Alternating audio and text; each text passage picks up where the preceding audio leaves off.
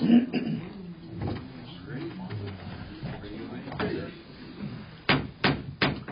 like to call this meeting of the Princeton City Council to order. Clerk, call the roll. Mayor Mabry. Here. Councilmember Newman. Here. Gomez. Here. McCall. Here. McCransky. Here. Would you please stand and join us in the Pledge of Allegiance?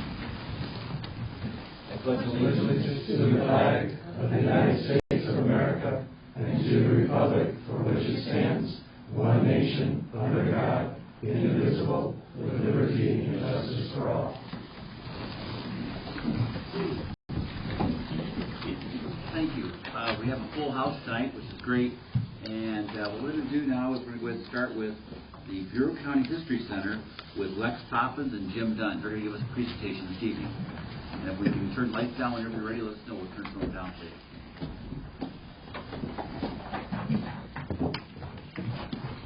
Good evening, Mr. Mayor, council members, Pete, Chief Kammerer, Chief Etheridge, and other members of the city government here tonight.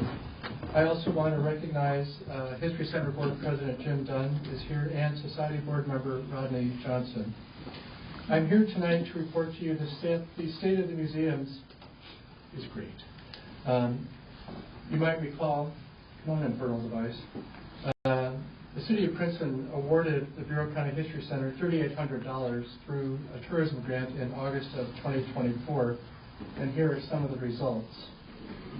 We had over 1,400 patrons visit our museums and events. They came from 48 different towns and cities in Illinois, 13 different states, and 3 countries, Canada, Germany, and England. After many years, we balanced our budget for both the Society and the Center. This includes a 20% increase in membership. This could not have happened without our members and donors and the dedication of our volunteer corps from the Princeton Veterans Organization and Flags of Freedom. Their contribution of time, which is ongoing, translates to over 1,400 volunteer hours. The tourism grant helped us offset the costs of our quarterly magazine, The Chronicle. Articles written by Board President Jim Dunn and Curator Jessica Gray continue to capture the attention of our many readers. 336 Princeton households received The Chronicle. It is distributed to 89 Illinois cities, and nationally the Chronicle is sent to 41 states. In pursuit of new members and donors, we've been enhancing our distribution by purchasing up to 1,000 Bureau County addresses for a total reach of 1,500 households. For 2025, we'll be announcing a full slate of events related to our upcoming Portraits exhibit, which opens March 1st. And we are very excited to be launching an exhibit featuring the photography of Henry Imke in time for the 2025 Homestead Festival. Mr. Imke's glass plate photographs include the people and places in Bureau County and other parts of our country between 1867 and 1923. The exhibit has been funded by former Princeton residents Tim and Jill Schwindler. As we've done over the past 3 years, we will present events and exhibits at the museums and other venues. We will announce a full schedule of events in February. In addition to this, we are delighted to announce tonight the final stage of the Phase 2 project for the Sash Stelter Madsen building has begun. This phase will restore the full facility, which was damaged in January of 2014 when a water pipe on the top level and lower level burst and flooded the building. Here's some photos to show you the progress we've made. I want to reiterate that this all has been funded by our donors and members, and a majority of our work done by our volunteers. This was the auditorium, or top level, in January of 2023. The lovely green carpeting, which everybody enjoys. The plaster walls, everything was just kind of a wreck. The stairwell to the lower level, the basement, was heavily damaged when the water pipe burst, and that will be corrected. Last November, we started taking out the ceilings, or the false ceiling, and right now, where we are, that's what it looked like as of last Wednesday. So there's plenty more to come. Once this phase is completed, we will announce a celebration and invite the community to visit this iconic building. Completion of this phase also looks to the future, or what we are calling Phase 3, which will study and find solutions to accessibility. Thank you again for the opportunity to report to you tonight, and thank you for all you do for our community. Any questions? Council, any questions? How's the bookstore doing? As far as I know, they're doing well. They're not a part of our organization. No, I know, but I see traffic in there all the time, and it's nice to see. They have redone the floor, decorated it as a bookstore, and it looks really nice. so many people have commented favorably on how the building looks. Just when they go visit the bookstore, I think it's great that we're moving forward. I can't wait to show you the auditorium. Yeah. It's going to be a stunner. Well, I hope. Well, for me. Other people do it. All right. Do I just pull this out? Hang on a second, Lex, if you don't mind. Any other council members with questions or comments? Okay. And Lex, we call it the Bureau County History Center, where it encompasses all three buildings. Correct. So the audience knows originally the Bureau County Historical Society started with one building, which would have been, what do you call that building? That was the Clark Norris Museum. Okay, the one on the corner that we all know. Yes. And then they acquired the next building to the north, which is the Newell Bryant Museum. Okay. And that is the oldest of the three. It's 177 years old. Okay. And then they acquired, through a donation, the building in 2014, actually December 2013. Very good. Very good. Thank you, Lex. We appreciate that.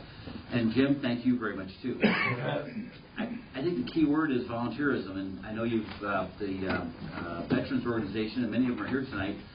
They put a lot of sweat equity into that project for you. They sure did, and it shows. And we appreciate every minute of their time. That's great. Thank you. Thank you, Lex. We appreciate it. Okay, now we're going to go on to the Fire Chief Staffing Report, please. Chief Etheridge is here, please.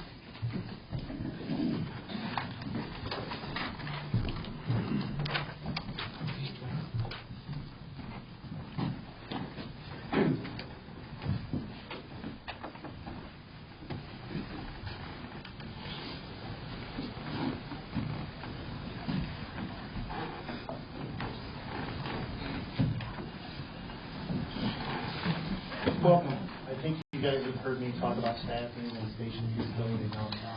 We started digging into this ourselves, and Teresa really pushed us to find a good group to do consulting and look at the data and come up with a report themselves. So we come up with the I-Chiefs, and behind me is two representatives of the I-Chiefs, the Illinois Fire Chiefs Association, Don Markowski and Raymond Kay.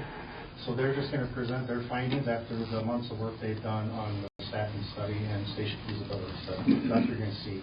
At the end of tonight, Ray and Teresa got the full report on an email, all the council members the full report. So I'm going to let these guys take over. Thank you, Chief. My name is Raymond Kay. I am with the Illinois Fire Chiefs Association. I'm currently the Director of Assessment and Consulting Services. We want to thank Princeton Fire and City of Princeton for having us come in and work with you. The Illinois Fire Chiefs was an organization created to help fire chiefs, fire departments around the state work through problems that they can't solve themselves with services or other issues. Not everybody has all the resources to do that, and when we can come in and work on a station staffing study, et cetera, we were able to do that. So we thank you very much for the opportunity to work with you and with this study. And now I want to ask Chief Markowski to talk about the details of the study. All right, thank you. So it's my understanding that you haven't seen a copy of the report before, so as I go through this, if there's something that I say that's confusing, just let me know. If I use jargon that's specific to the fire service, stop and say, what did you say, so I can explain it to you. It's real important that you have a good understanding of what we did here for you, okay? So again, thank you on behalf of the Illinois Fire Chiefs to do the report. Make sure this works. All right, so the scope of the work we did is what's called a standards of coverage. And so if you look that up, you're not going to find an answer to that, what that really means. So I'll give you a layman's term what that is. A layman's term of standards of coverage is how effective is the fire department in giving their response into the community? Is it within an acceptable level? Well, what's an acceptable level? Well, we use national standards to try and determine what's an acceptable level.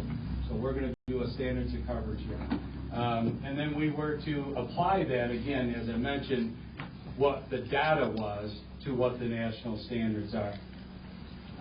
We looked at personnel, because a fire truck arriving on the scene of a fire isn't anything without the personnel to be able to execute putting the fire out. So that kind of goes hand in hand. So throughout this report, you'll be hearing a discussion about personnel or staffing as it relates to that.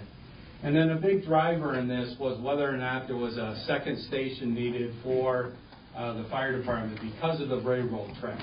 What kind of an impact has the railroad tracks had in delays and responses to the service levels that the fire department provides?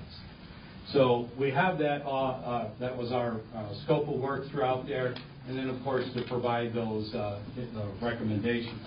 So throughout the report, as we go through there, we utilize different standards, and we look at different sections of this, and after each section, we do a recommendation, and then we kind of summarize that all together. I'll go over that with you, okay? So the national standards that we use in here is the National Fire Protection Association, otherwise known as NFPA. Fire department uses NFPA all the time. When they get a fire engine, it's NFPA 1901 approved, and so they're very much used to what NFPA is.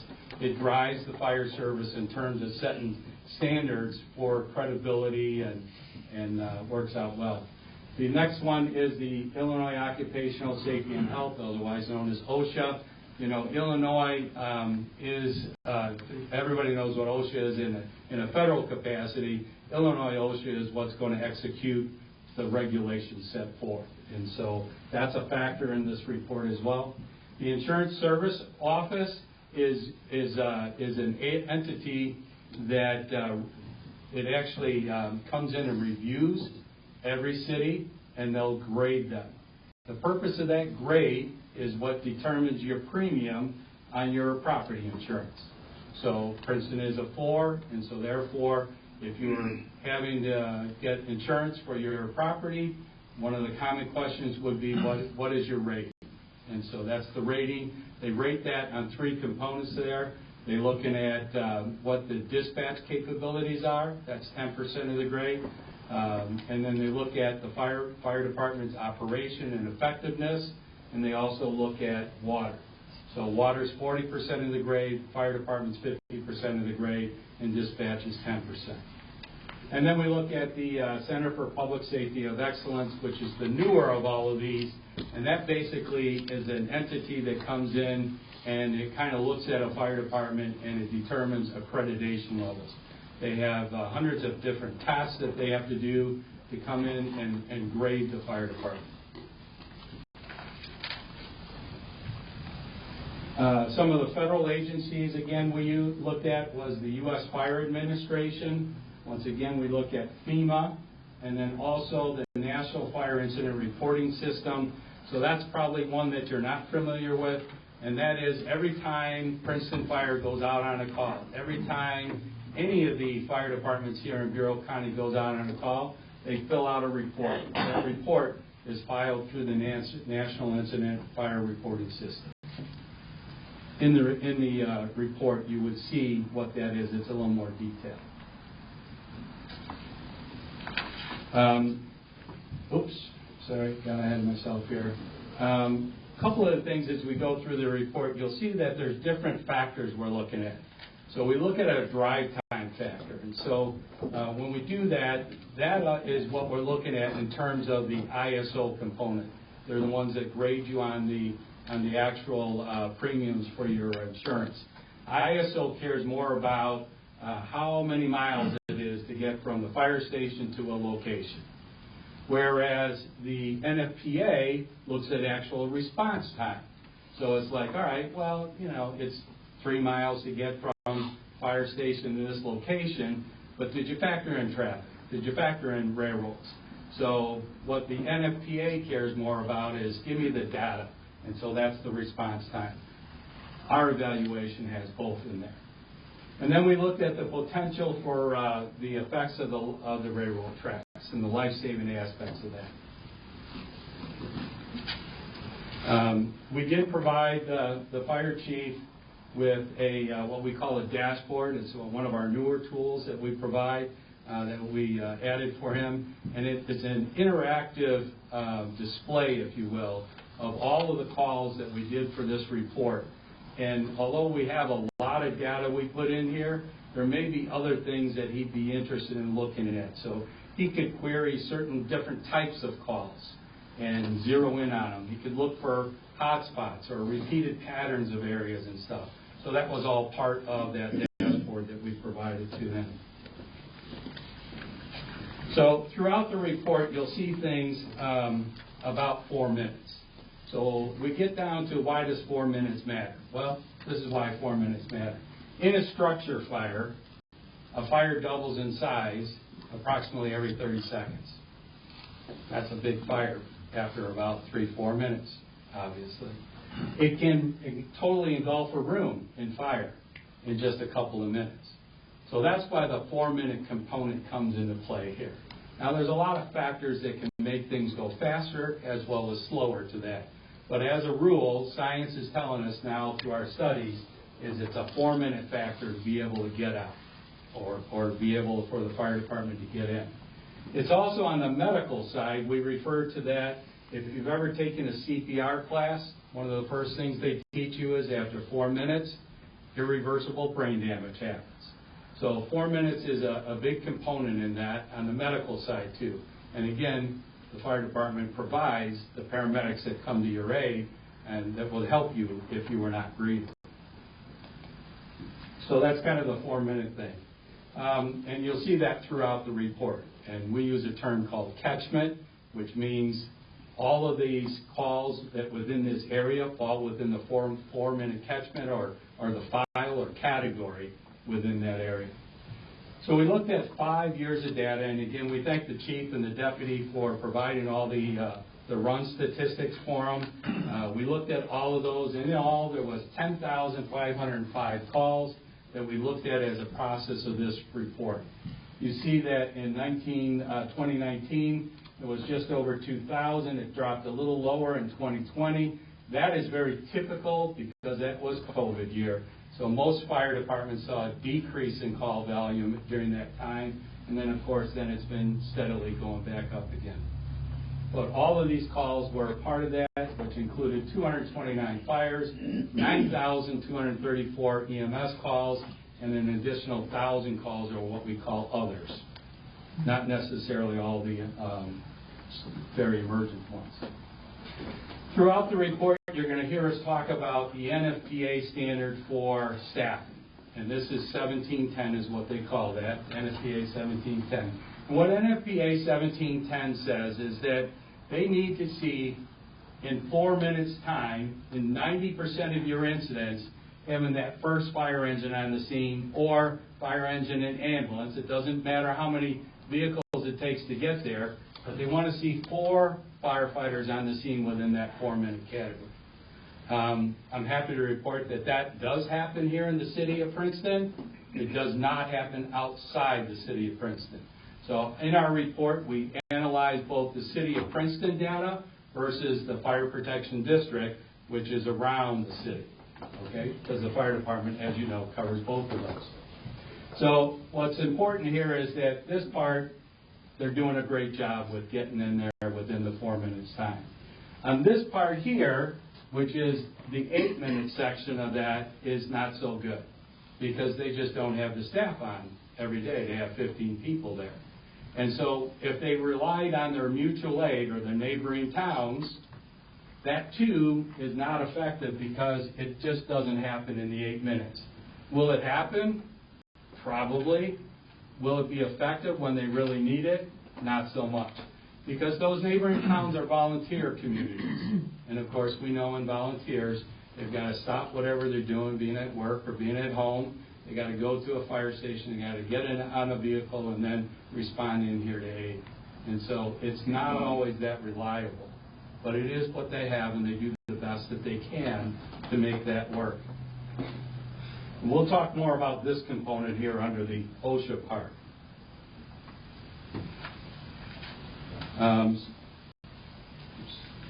So the 4-minute catchment, as I mentioned, you'll see throughout the report different types of illustrations. We have a lot of illustrations. In fact, the actual report is about 70 pages long versus 130, what you'll see the whole thing.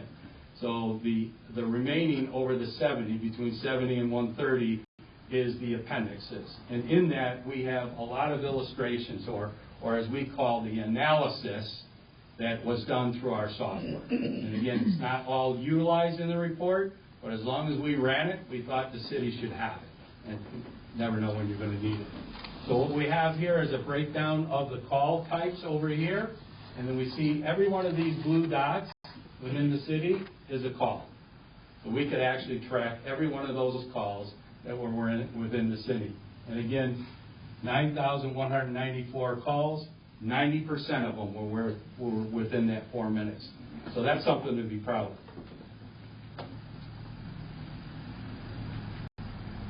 It's not moving. I touched it. Is that what it is? You touched the screen. I don't know if that made a difference. Okay. What I got?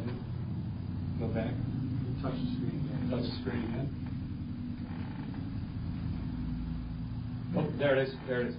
All right. So the fire protection district that surrounds the city, but the fire department also covers, is again, you're looking at here. You have the city in the middle, and every one of those blue dots are the incidents within the fire protection district.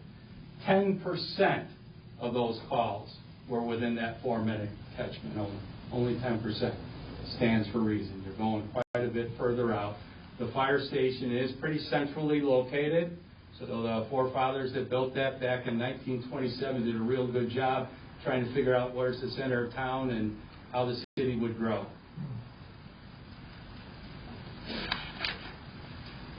So the railroad tracks, what we know is that 22 trains per day on an average goes through those railroad tracks. And there's no peak time per se, as we know. There's about half of them go through during the daytime hours and half at night. And although that doesn't sound like a lot of calls, a lot of trains going through there, 22 trains times 365 days in a year times 5 years is over 40,000 trains. So there's a lot of train traffic going through there, and I say that because the potential of being caught going to an incident does exist. What we calculated using our software is that of those trains, there was 1,012 times total incidents in the 5-year period where those were calls north of the tracks. That's not that meaning that they got stopped. That meant there was a potential over 1,000 times going north of those tracks. Within those incidents just in the city, there was 736 times. And those were calls just within the city. So you say, all right, well, what type of calls are they? Well, in the city alone, there was 13 of those were fires. 605 of those were EMS calls, and 118 of them were the others. And again, you can see the numbers here for the fire protection district, which was even more so. So throughout the report, we use a recommendation scale. And so you'll see through the report, again, after every category, we look at these and we rate them on a priority level. So if it's a priority level number 1, is urgent, those are ones that we really need to look at because those have a potential threat to life, legal issues, or regulatory violations which could get you in trouble. So that's a priority number 1. You see those in white. The light green ones here are pressing or a priority level, and these are significant impact on the organization, and action needs to be done as soon as possible. The level 3 is an important priority. In that one, the organization will benefit from addressing soon. Items should be accomplished. And then 4 and 5 are less important, obviously. Number 4 would be for future consideration, and 5 is just for information only. So you'll see that reported through the report. There's 13 recommendations that we do throughout the report. And I'm going to go through them now. So priority number 3, is that the fire department or the city should not adopt NFPA 1710. Adopting it means there's a whole host of other things that you would have to do. So it's not a good idea to adopt it. Use it as a model? Absolutely. Don't adopt it. You could, if you were involved in litigation, have this come back and used against you because there are just not a lot of standards that fire departments use for staffing. So it would be more than likely if for some reason you were being sued for something, some attorney is going to bring up NFPA 1710. And again, you don't want to adopt it by then, but you want to be working towards it. The next one there under the national standards, and again, which is continued, and you'll see this, Princeton's daily staffing would meet the 4-person minimum that we talked about earlier. However, there's a thing that OSHA has, and it's called 2 in, 2 out. It's a regulation. It's been around for over a decade. It's called 2 in, 2 out. And it doesn't matter if you're a volunteer organization or a big paid city department. 2 in to 2 out is an OSHA regulation that has to be complied with. And what that basically means is that when you arrive on the scene, you have to have those 4 firefighters there. 2 could go in to put the fire out, but there has to be 2 people outside. And those are the would-be rescuers for the 2 that go in. Okay? And why does that exist? Because too many times firefighters have died inside that building trying to go in and put a fire out or make a rescue, and there was nobody there to rescue the rescuers. And so that's why that regulation exists. And you will be fined. You will be fined greatly if they find catch you doing that. So that is a priority level 1 because of the fact that you do have the 4 people on duty all the time. However, they're not always available. In many cases, the ambulance is out on another call, or they're at the hospital. It takes a while for them to get back. So when you only have the 2 people on duty because the other 2 are out on another call, those 2 firefighters cannot go into that building to put that fire out. Doesn't matter if it's a small garbage can or not, you can't go in. You're violating OSHA standards if they do that. So we want to be careful about our staffing with that. The other part of that is the 8-minute part there. And again, that is not an OSHA requirement. That's not an OSHA requirement. So having to have that other 15 people there within 8 minutes, not an OSHA requirement. And again, NFPA recommends that. It's very hard to do. I sincerely doubt Princeton will ever have enough personnel to be able to do that with their staff. Just cost it would be too much. But that's where you have to use the neighboring towns. All right, Illinois OSHA, and again, I've already kind of addressed this, priority level number 1. And again, this is where we recommend increasing staffing by 2 people per day. So right now the minimum staffing is 4. If you brought it up to 6, that would address this component here. ISO, and again, we look at each one of these as components of priority level 3. And again, one of the things that Princeton has is in their report, there's a section there called company operations or companies involved. How many people actually get to that fire? So Princeton, in the award by ISO, had received 4.67 points out of an allowable 15. There's 2 parts that could bring that score up.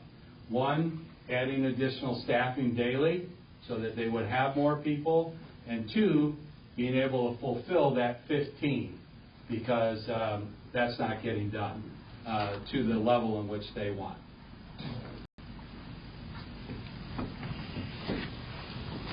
Center for Public Safety of Excellence, and I think I mentioned in the beginning that really is a newer organization, about 10 years old or so. They actually do accreditation for fire departments. This is just an advisory thing for us, is that we would recommend to the chief that he would look into the different task levels that they have. It's basically a self-study, if you will, of the organization to make sure that you are doing the best you can for the community itself. So not necessarily going for accreditation, but use their workbook to challenge yourself, review your fire department, and make sure you're doing the best you can. The next one is grants. We recommend that the Princeton Fire Department apply for what's called a SAFER grant. And that's a staffing grant. They've been around for well over a decade as well, too. And in fact, last year there was 190 SAFER grants awarded by the federal government with a value of over $360 million. It's free money. It's free money. But with every free money, there's some type of something attached to it. So sometimes there's a match you have to do, a small match, or if you have to do it for a certain amount of years. One thing you'll find throughout all of the SAFER grants, once you hire them, you can't get rid of them. You can't say, oh, we'll get these two new personnel per shift, and we'll get a couple $1 million worth of staffing. As soon as the contract is over, we'll go back down the way we were. So they're not going to allow you to do that. But again, there's conditions, but we think there's a great value and that the city should maybe explore that. As I mentioned, we did a thorough examination of the emergency activities. And so throughout the report, you'll see all kinds of illustrations about some of the data. So because we believe that a picture's worth 1,000 words. And so if we could show you within a picture or that illustration, it's far more effective than trying to write a big technical report on it. So you'll see that throughout there. And what we're recommending here is that, again, we look at the staffing component. Although you're meeting the 4, you're not always meeting the 4 in terms of if the other half of the shift is out on another call. And again, we're not at the 8. So it's a priority level 3, something that you have to start working on somewhere down the road. Staffing, again, we recommend that that you would hire 2 additional firefighters per shift, meaning bring in the minimum staffing of 6 per day. We also recognize that as elected officials, you do the best you can with the budgets that you have. And so I'm sure each and every one of you would say, sure, we do whatever we want, but where's the money going to come from?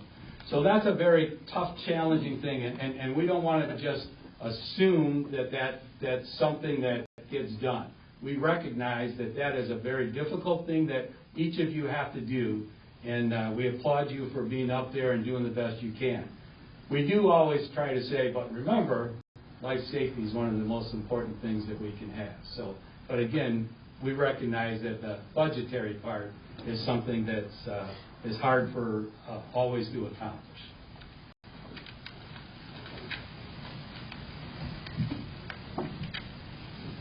All right, turnout time. So the current station, as you know, is built back in 1912, back when they had horse-drawn, vehicles that, carts that carried pumping devices out.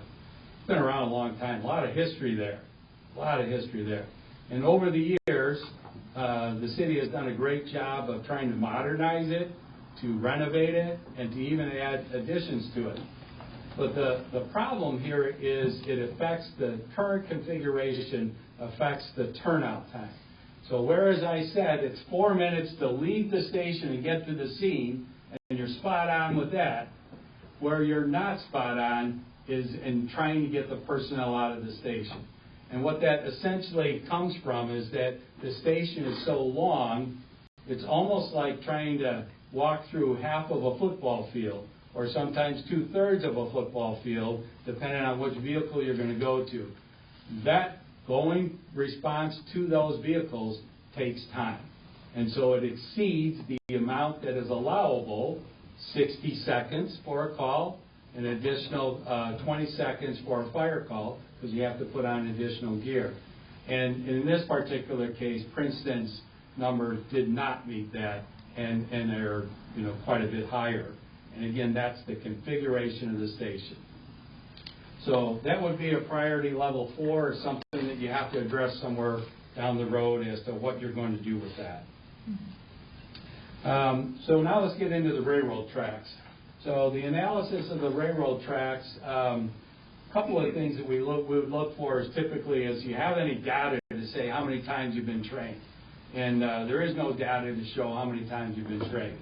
And so we do recommend that we would do that. Somewhere along the lines is just keep track of that. Priority level 2. On the railroad tracks, continuing, and again, you've got the issue of those railroad tracks and those calls that we referenced in there. Every time there's a call there, you have the potential of it being a life-saving event. Every time. We don't know. We don't get to plan those. So it could be a medical emergency. It could be a fire. In either case, it's very frustrating to sit there and wait because the train is crossing the tracks. Those trains could be as short as a passenger train or as long as a freight train. You live in town, you know how long they can be. I will throw one more thing to you. Although it doesn't happen very often, if there ever was a train derailment or an accident where something got hit going around those tracks, you could be shutting this whole city down, cut in two, for quite some time as they clear that off. So, and again, that whole area north of the tracks then would be vulnerable if there was not a fire station or firefighters north of the tracks. Our recommendation as a level 1 is to have a fire station north of the tracks. And part of that would be hand in hand with the personnel, just as we're suggesting here that you would have 2 additional personnel per shift. We would recommend that at least those two of those personnel would be north of the tracks. So you had the ability to be able to respond from either side of the tracks.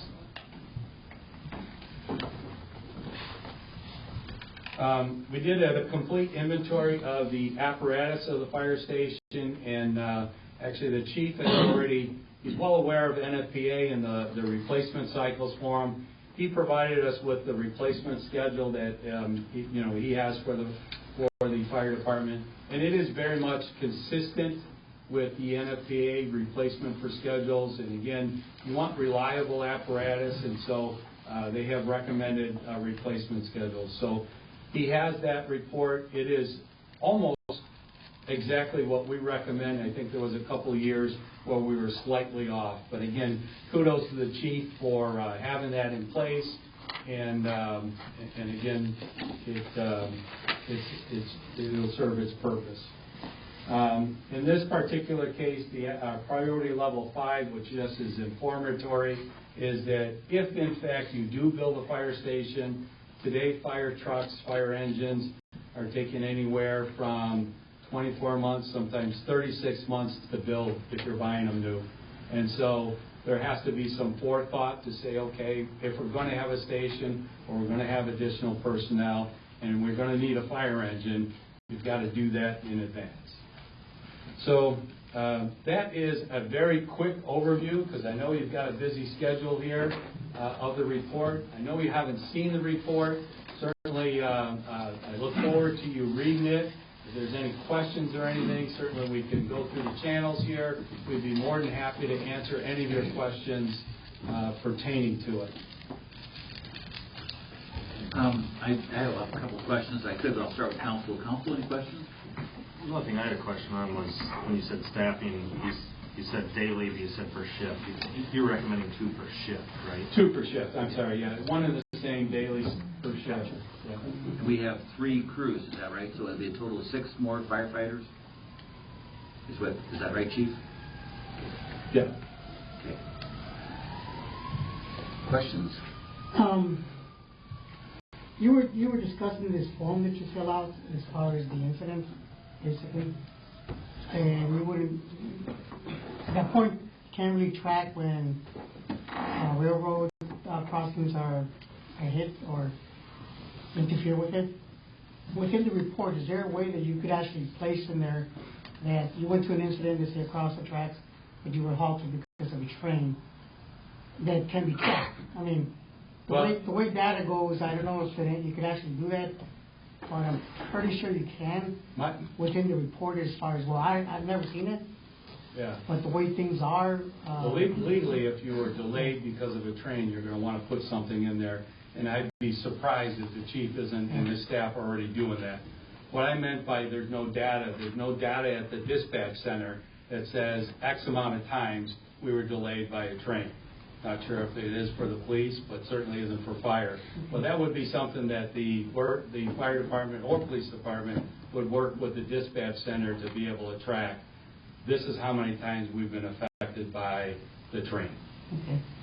The other question I have is, we actually did talk about having another station within the north end of Princeton as far as so that it wouldn't be separated. But with only 2 personnel there, it totally violates what OSHA was saying is like 2 in, 2 out. So you would still need 4 personnel over there to be able to actually actively engage into a fire. You're absolutely correct, sir. So, but they would maybe be getting there early, and as they're getting there, deploying their hoses and all that, the remaining shift members would be able to get on the scene and they can effectively go in and put the fire out. So that's done all the time with multiple stations. They don't always have 4 people every time, so you wait for another station or the backup companies to be able to come in. You're 100% correct. You wouldn't do that. Okay. Is anywhere in the report when you're talking about if we got stopped at the track, the fact that we do have an overpass, that you can bypass this track and still be able to get to anything on the north side? Well, that certainly is true. We had no way to be able to track what the costs or what in terms of time would be by being able to do that. Yes, because there's no way we would wait for the whatever derailment, because you can certainly bypass that. It adds 3 minutes to your response time, so you're already throwing that 4 minute out. Well, I understand that, but I mean, you wouldn't be stuck for any kind of for a freight train that's 15 minutes long. Running train, because you could route it around that overpass. So you basically said that we get out in 60 seconds, or we can't get out in 60 seconds, but we do make it within the 4-minute time frame? No. So, and the report has all the detail on that. The report has all the detail on that. So, you're looking at the fire department's response of being anywhere from 90 seconds to 2 minutes to be able for the get out. And so we have that data built into the report. But that's in addition to those 4 minutes. So it's always kind of funny. One of our counterparts used to always try to make an example on why 4 minutes matters. And so when he gets to that section and he starts talking about the 4 minutes, a little timer goes up here. And it starts clocking out what 4 minutes is, because people don't understand what really 4 minutes is. And I would challenge you, hold your breath for 60 seconds to see if you can do that. And you'll see what 4 minutes really is. So it's really important to do. So you have to add the minute and a half to 2 minutes for the fire department turnout, and then you add the 4 minutes on top of that. That's part of the standard. Thank you. Council, any more questions, comments? Okay. I would just say this: we really feel that Chief Etheridge and Deputy Chief that we brought in now a full-fledged Deputy Chief this past year, that we feel like they do a tremendous job as it is now. And we know that we have mutual aid, and I know though in talking to chiefs that a lot of times the mutual aid is all volunteer departments. We understand that. So first we want to say that right now that we feel the citizens are being covered very well, but obviously we have room for improvement. We understand that part too. And we also understand that when we have the neighboring communities that are basically volunteer, that we're going out and assisting them on a more regular basis. And again, we appreciate the mutual aid from the departments. We appreciate this report. We've got a lot of things to chew on. It all comes down to money. The past week and a half, we watch the news, what goes out there in California, and we see that sometimes it gets involved where there's some cutbacks, and all of a sudden the payback is not good in that respect. So we want to keep a department as efficient as possible and figure out how we can afford to do that. So, John and Ray, is it Raymond?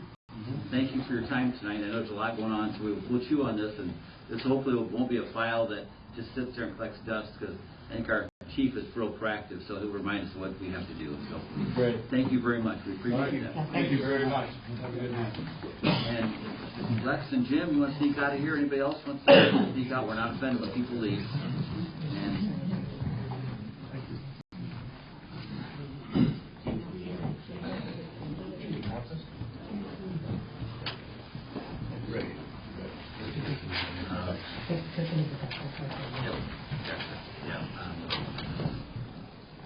Okay, very good. Now, if we could, we have the American Legion. Lynn Mullins is going to give a report to us, please. And actually, the American Legion is a veterans organization, isn't it? Can you describe it that way? Yes. First of all, I'd like to thank you for having me here today. Sorry I don't have any high-tech PowerPoint for you. Good news is I handed pictures to Hector to pass out.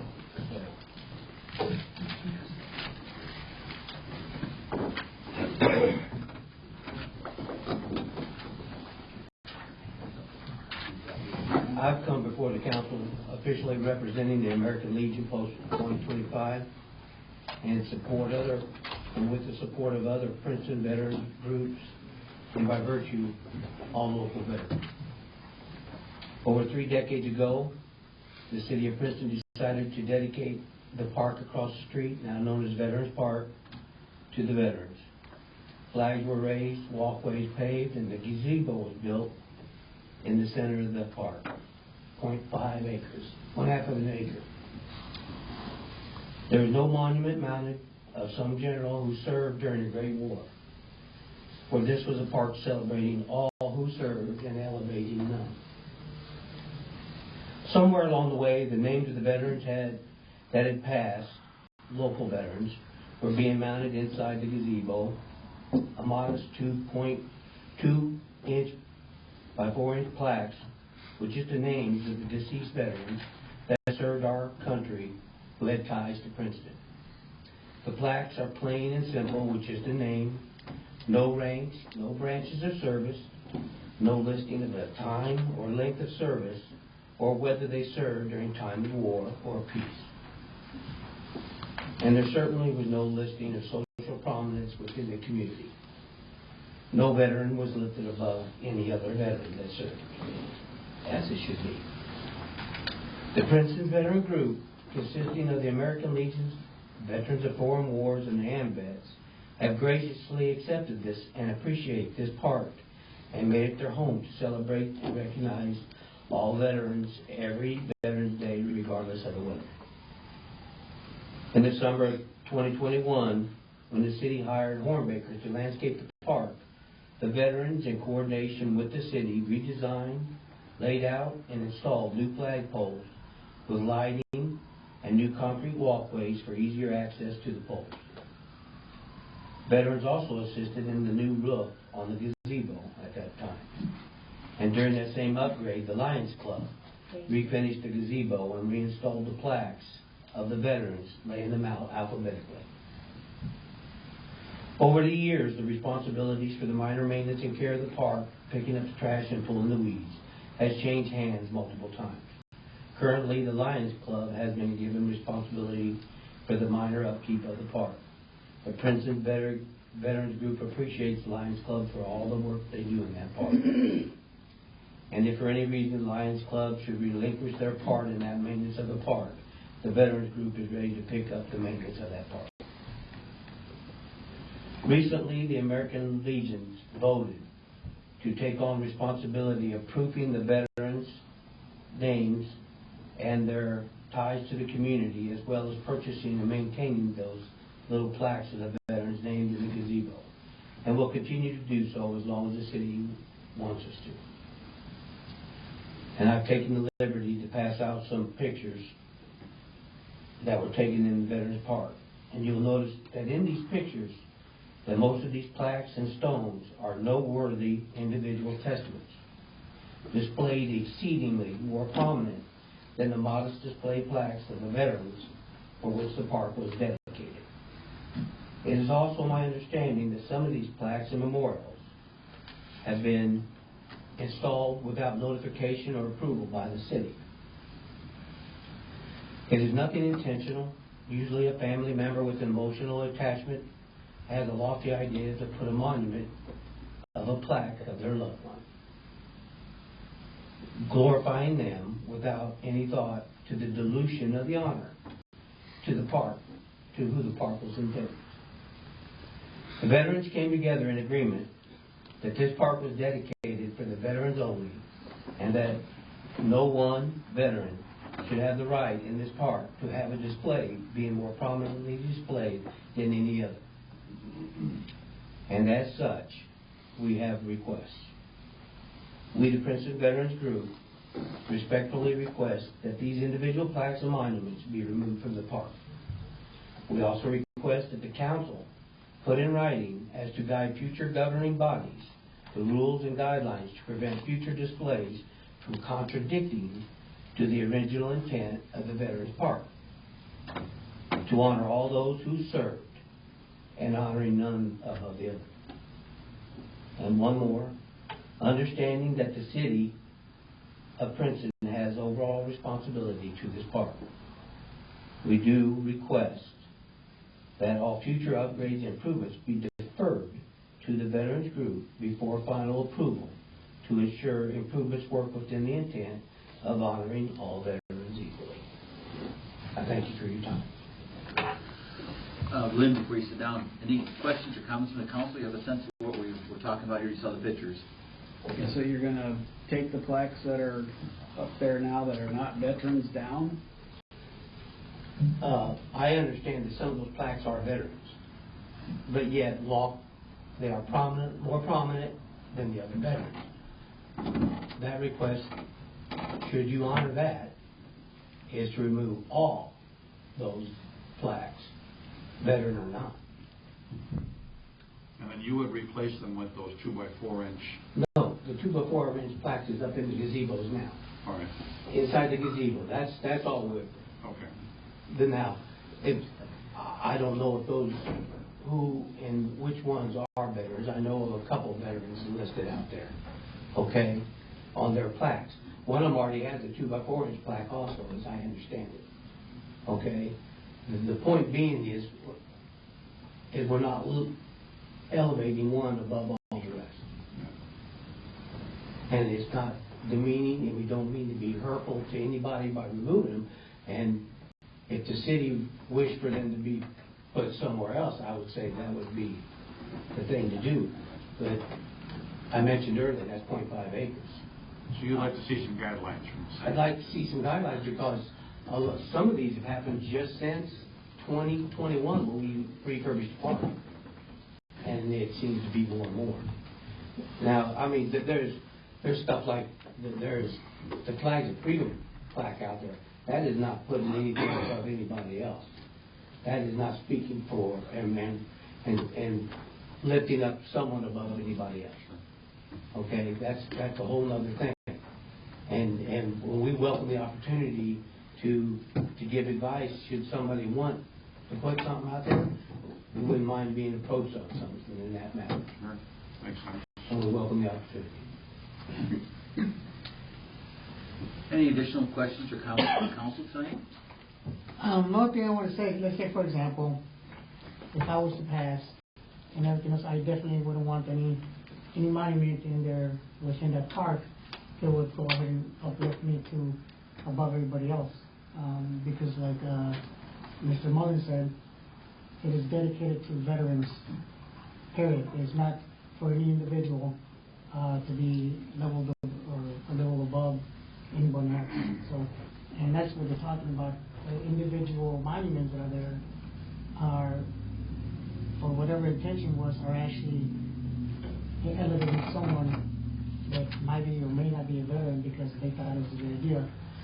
Usually those are put into the organizations where they are housed or where they're homeless to be able to go ahead and elevate their members per se. But I mean, I totally understand what he's talking about. None of us are any better than anybody else. It's there. We might have done a lot more things. We might have had a lot more years in service. We might have had more rent, but ultimately we all serve what ties to the city of Princeton. So. Absolutely. Any additional comments from council? Okay, so First off, Lynn, we appreciate you being here tonight. Very well written as far as your, we understand the mission here. What I'd like to say is this. I went over to the park a couple of times. I went back over today to look at specifically at each of these areas, and I see value in what the Veterans Organization is bringing to us. So my thinking is, without jumping the gun here, my suggestion is we, as a city, work with the Veterans Organization, but more importantly, we work with the concerns of the monuments that are there to, in a respectful manner to the family members on each one of these monuments. We contact them and discuss with them what our plan is in an alternate location where these could go. I think it's critical we come up with an alternate location working with the family members on moving these items. Your thoughts from the council on that? I know, Jerry, it's tough. Yeah. It's Well, we have a gazebo out in the industrial park. I don't know if that's a viable location for someone who wants to honor a member of the city who is deceased. Maybe that's not the best idea, but it's the first thing that popped up. We could certainly discuss alternate locations. So let's do this. We're not going to. I think that we have an understanding what the request is. I think that my suggestion would be to the council that we go ahead and move forward with working with, and Teresa is going to assign somebody as a point person for this with the Veterans Organization. He's getting ready to retire, and that won't be the person we want to put on there that wants to make fresh with his fresh set of eyes. And I say we work on a plan of action that will be appropriate and being very respectful to these family members that we will be asking to remove their items there that were placed there and come up with an alternate location of the something that is in an appropriate location that represents the family members. So are we good with that as a council? Okay, very good. Thank you, Lynn. Thank you, Mayor. Thank you.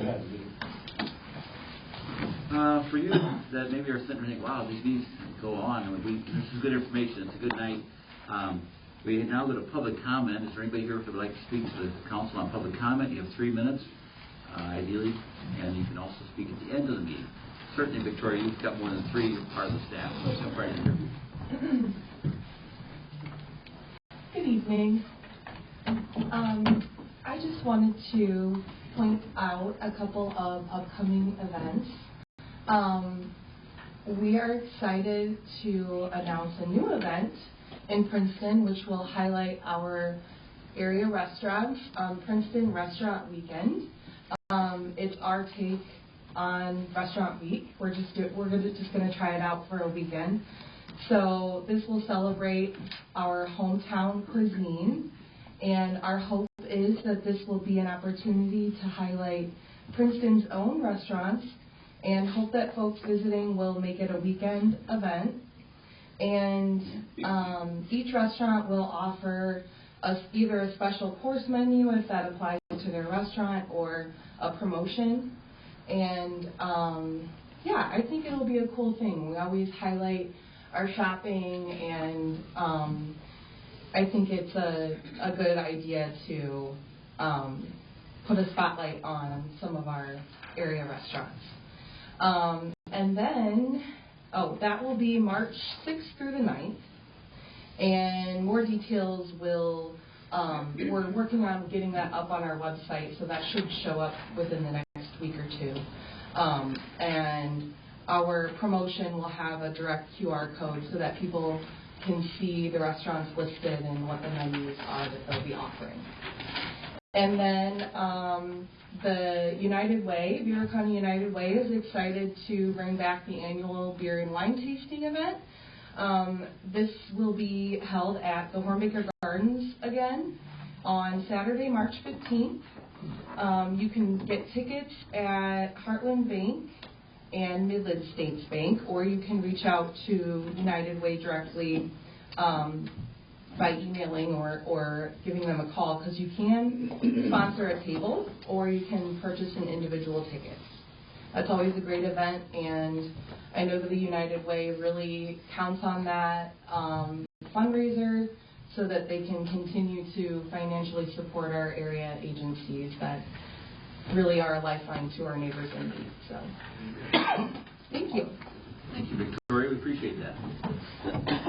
Anybody else, public comment, or you have the opportunity at the end of the meeting? Go ahead, please, just get up and give your name, that's all we need, please. Good evening. This one is totally unplanned. First, last, or last first. Can we afford a sound system that helps people in the back hear what's going on? That's number one. My other comment is on the fire Manning report.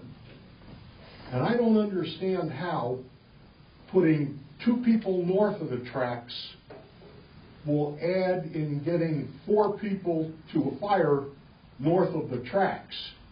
It doesn't seem like it's going to cut down on the problem. And that's my 2 cents. Great. Thank you very much. Appreciate it. Okay, let's see here. Any other public comments, please?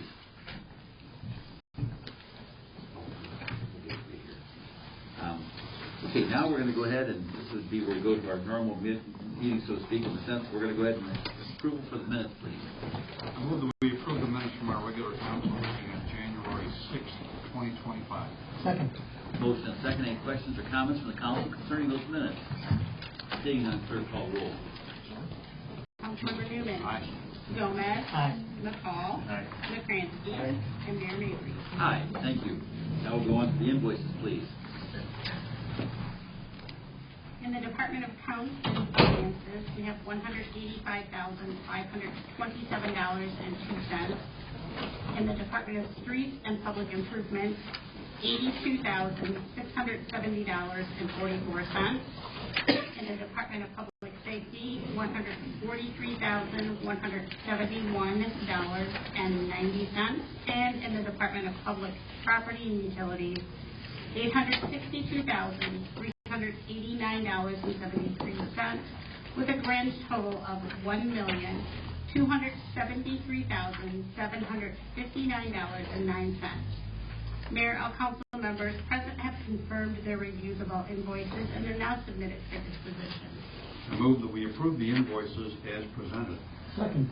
We have a motion and a second. Is there any questions or comments from the council concerning these invoices? Seeing none, clerk call roll. Councilmember Newman. Aye. Gomez. Aye. McCall. McCransky. Aye. And Mayor Mabry. Aye, thank you. Next on the agenda, we have ordinance O-25-001, authorizing the sale of personal property no longer necessary or useful to the city of Princeton. This is the second and final reading. I move that we approve ordinance O-25-001. Second. Motion and second. Any questions for the council? Seeing none, clerk call roll. Councilmember Newman. Aye. Gomez. Aye. McCall. Aye. McCransky. Aye. And Mayor Mabry. Aye. Next on the agenda, we have ordinance O-25-002, adopting the 2021 International Building Code, 2021 International Residential Code, 2021 International Property Maintenance Code, 2021 International Existing Building Code, 2021 International Mechanical Code, 2021 NFPA 101 Life Safety Code, and 2021 International Fire Code. This is the second and final reading. I move that we approve ordinance O-25-002. Second. Motion and a second. Is there any questions or comments from the council concerning that ordinance? Seeing none, clerk call roll. Councilmember Newman. Aye. Gomez. Aye. McCall. Aye. McCransky. Aye. And Mayor Mabry. Aye, thank you. Next, we have ordinance O-25-003, amending the City Code of Ordinances to allow and govern the installation and upkeep of pollinator gardens and native planting areas. This is the second and final reading. I move that we approve ordinance O-25-003. Second. We have a motion and a second concerning this ordinance. Any questions or comments from the council? Seeing none, clerk call roll. Councilmember Newman. Aye. Gomez. Aye. McCall. Aye. McCransky. Aye. And Mayor Mabry. Aye, thank you. Next, we have ordinance O-25-004, amending the City Code of Ordinances to define corner parcels as having 2 front yards. This is the first reading. I move that we advance ordinance O-25-004 to the second reading. Second. We have a motion and a second, and we have our Planning and Zoning Department here, Michael Ziering. Michael, why don't you just elaborate what we're voting on tonight, please? This was an ordinance proposed by the Plan Commission themselves without any prompting, I would say. It was just something they noticed with the new development is that when a new development is on the corner, often it will be further closer to the road, and that messes up aesthetics of neighborhoods. If the side of the building is closer to the street than the other fronts of the buildings. This is really something typical. The county has this as well, where the two street-facing sides are considered the front, and you have to follow the front setback for those two sides. Just gives a more uniform look across. Exactly. Yep. Very good. Thank you. Any questions from the council, Michael? Seeing none, clerk call roll. Councilmember Newman. Aye. Gomez. Aye. McCall. Aye. McCransky. Aye. And Mayor Mabry. Aye. Next on the agenda, we have Resolution R-25-001, a resolution of the City of Princeton, Bureau County, Illinois, abating the 2024 levy pertaining to the $900,000 general obligation refunding bond, alternate revenue source, Series 2013A. I move that we approve Resolution R-25-001. Second. We have a motion and a second. Any questions from the council? Seeing none, clerk call the roll. Councilmember Newman. Aye. Gomez. Aye. McCall. Aye. McCransky. Aye. And Mayor Mabry. Aye. Next, we have Resolution R-25-002, resolution of the City of Princeton, Bureau County, Illinois, abating the 2024 levy pertaining to the $1,170,000 general obligation refunding bond, alternate revenue source, Series 2014D. I move that we approve Resolution R-25-002. Second. We have a motion and a second. Any questions from the council? Seeing none, clerk call the roll. Councilmember Newman. Aye. Gomez. Aye. McCall. Aye. McCransky. Aye. Mayor Mabry. Aye. Next, we have Resolution R-25-003, resolution of the City of Princeton, Bureau County, Illinois, abating the 2024 levy pertaining to the $1,310,000 general obligation refunding bond, alternate revenue source, Series 2019A. I move that we approve Resolution R-25-003. Second. We have a motion and a second. Any questions from the council? Seeing none, clerk call the roll. Councilmember Newman. Aye. Gomez. Aye. McCall. Aye. McCransky. Aye. Mayor Mabry. Aye.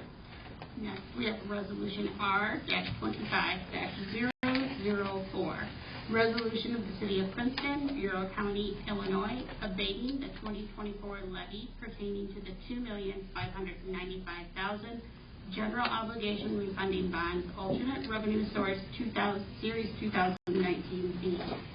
I move that we approve Resolution R-25-004.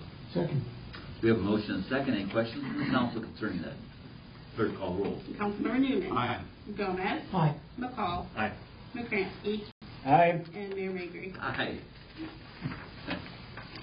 Next, we have Resolution R-25-005, Illinois DOT permission to impose temporary road closures for event on June 7, 2025. I move that we approve Resolution R-25-005. Second. We have a motion and a second, and this is a new event. I believe they're closing the street off for. I believe it's for the run. This is exciting. So go ahead and. Do you want to talk about it, Tom? Sure. I'll talk about the issue afterwards. The Princeton Mile. So it's going to be a competitive road race starting at the Apollo Theater, ending at Rotary Park to coincide with the beginning of Shrimp Fest. And we're hoping to bring a lot of people into town that might not normally be here. Top male and female finisher each get $1,000, so that should help attract folks as well. It's a chamber event. Wow, interesting. That won't be any council participation, I don't think, but that's great. We'll cheer them on. Hey, speak for yourself. Okay, I will speak for myself. I won't be participating. Okay, clerk call the roll. Councilmember Newman. Aye. Gomez. Aye. McCall. Aye. McCransky. Aye. And Mayor Mabry. Aye. Okay, city manager report, please. Well, I made it. Yes, Okay. Under my report, you have we haven't seen one of these for a while, so the November 2024 financial report. Just a reminder, as you're looking at it, you're about 60% through the budget with these numbers. Some of them are going to seem a little bit high, but keep in mind that by this point in the budget, November, December, to this point now, most of your expenses that we incur with our infrastructure is already occurred at this point. So we tend to front load our expenses of the budget in terms of those items. So if you flip through, actually we were talking about the general obligation debt above on page 10 of that financial report is a really good depiction of down there under the GO bonds where we started is the first column, and the last two columns is where we're at currently. So you can see how we are chipping away. Some of those have some significant debt at the beginning, but we are significantly chipping away at that. Also in the first half of the budget, which this is incorporating, is most of our events that we have throughout the year. They all are kind of that summertime, fall, as well as a lot of our debt payments. So a lot of those are coming in at this point. And our big purchases that are approved during the budget time, which you see the justifications for, as soon as the budget is adopted, departments are ready to get those purchased. So we tend to do all that purchasing pretty much up front. So some good news. You know what? I didn't see it in here actually though. I'm doing the amendments right now, as you probably remember. Oh, hotel motel. I was looking at hotel motel to see where we're landing, and we're actually doing fairly well considering one of our hotels isn't taking any stays right now. So we're staying about where we were budgeting for, I was relieved when I saw that. So sales tax is staying. You'll see on the chart there, kind of up and down, but over the most part, we're staying fairly steady. So if you remember during COVID, we hit that peak and was significantly high, but we've sort of either stayed there or just kind of went up a little bit. So that's still really, really good. With all that being said, I did send you guys my update last Friday after the S&P Global Rating review that I had. Went very, very well. With this debt that's falling off, the reserves growing a little bit more, our big time purchases, our most expensive purchases are what they're seeing as one-time purchases, and we're not borrowing for that. They saw as a significant improvement in our budget. So I'm hoping to see an upgrade. So that would be fantastic. Yeah. So I'm hoping that will be the case, but it went better than what I was nervous about. So, any questions on all of this? Are the Airbnbs coming around in terms of collecting taxes? We just reviewed this actually with the mayor on Thursday, just to let him see where we're at with things. I'd say about half are being, maybe a little under half, are being very good about it. Our next step, we have a meeting with Asbar, who does the collection side of this for the delinquencies, and just going to ask them what our next step is when they're not able to collect it either. What is our next legal, what hold do we have to really enforce that, or to revisit our ordinance and make it even stronger to figure out a way to do it. So.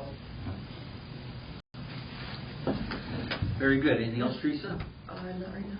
We thought maybe we'd get Vinny and Guido to come talk to those folks. That's our story. That's off the record, please. I can help with it. Yeah, there you go. Oh, I did have sorry. We did have our Marion Street stormwater replacement meeting on Friday with Chamlin and the contractor for that project, and they will likely start as soon as the weather allows them to break.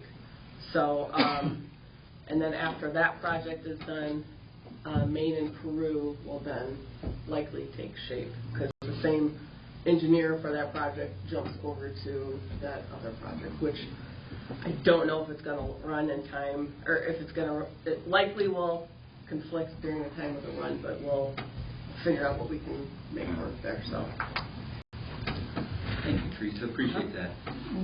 Under the mayor's report, I'm going to break this down into two segments tonight. I'm going to start with Positively Princeton over here at the podium.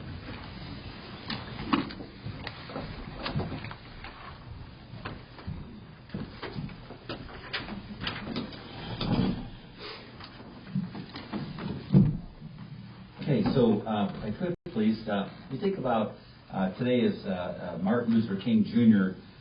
Day, and it's a federal holiday, marched to honor Dr. King's life and legacy. So I was thinking about how we want to make sure that we remember him, and as a tribute to him tonight, I approached the Princeton High School and asked if they had a student who might be interested in coming this evening for a brief verbal essay about Dr. Martin Luther King. They connected me with Ellen Workman. Ellen is a junior at Princeton High School, and before I turn this over to Ellen, she's learning that politicians have a tendency to lie, because I told her it'd probably be about 15 minutes before we have her come on and talk about this, so she's already rolling her eyes about Mayor Mabry. So if I could, please, tonight in a very respectful way to Dr. Martin Luther King and what he brought to our country, I'd like to introduce Ellen Workman to give an essay, please. Ellen? You're welcome. Glad to have you. Hello, everyone. My name is Ellen Workman, and as it was said, I'm a junior at Princeton High School. Today, we celebrate Dr. Martin Luther King Jr. and the lasting effects he's had on our nation. King was a civil rights activist who organized nonviolent protests and boycotts to end segregation and to achieve equal rights for Black Americans. King has faced many sacrifices. For example, during a campaign, King was once sent to a prison where he wrote his famous Letter from Birmingham Jail. And 1 month after the Montgomery boycott, his home was bombed while his wife and daughter were inside. While Martin Luther King has faced many hardships, he never once gave up on the civil rights movement or resorted to violence. In 1963, Martin Luther King worked with many civil rights groups to organize the March on Washington for Jobs and Freedom. This march drew 250,000 people to rally for the civil rights movement. During this event, Martin Luther King gave his legendary 17-minute I Have a Dream speech. King states in the speech, "I look to a day when people will not be judged by the color of their skin, but by the content of their character." King was truly dedicated to the fight for equal rights. He wanted people to not form opinions on others based on the color of their skin, but based on their kindness. On July 2nd, 1964, the Civil Rights Act was signed into law. This outlawed segregation in the United States. King's peaceful protests aided in this abolishment of segregation.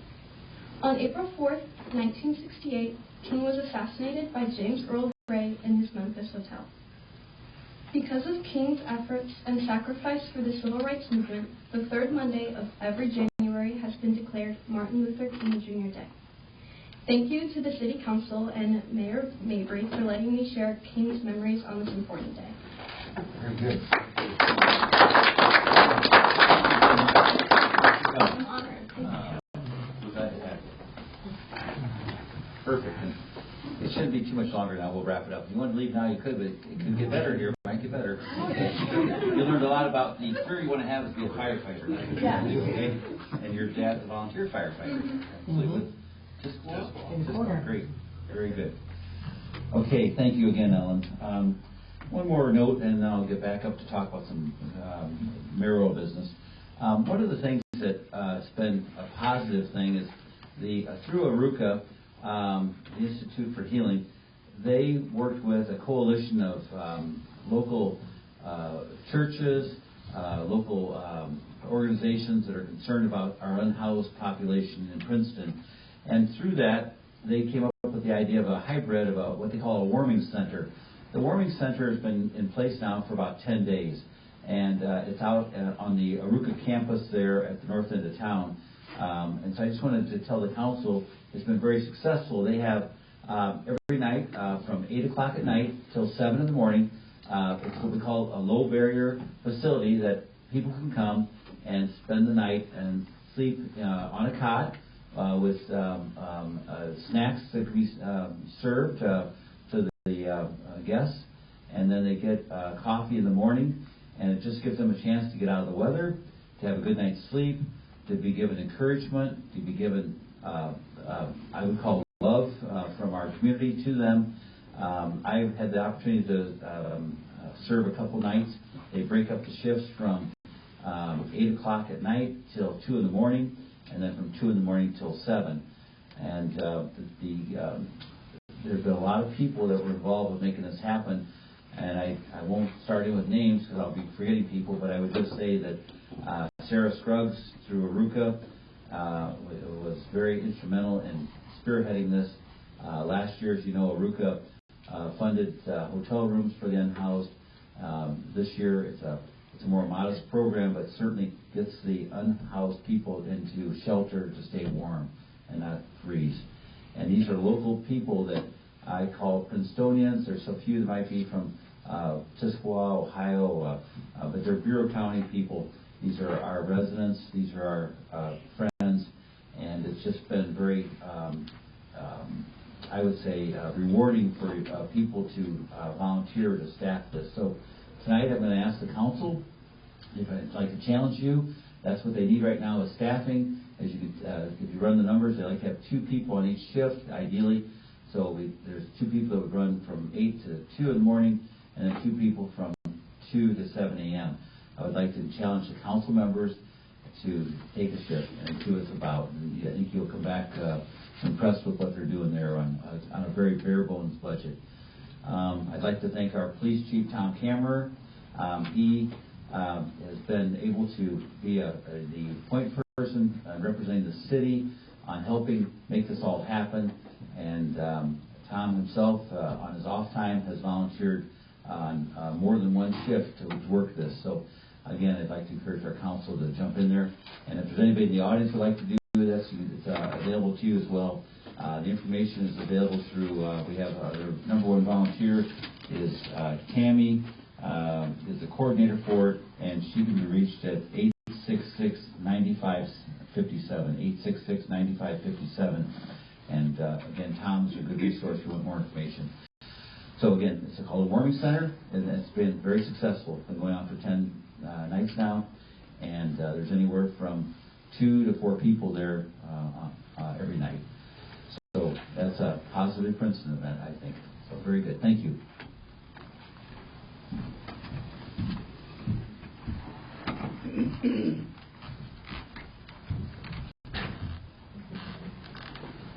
Okay, and finally, under Mayor's comments, we have a very good working relationship with the Bureau County government, the Bureau County Board, and I just want to briefly mention tonight that when I became mayor, the first month I went and met with the board and encouraged them to continue to work together in all aspects.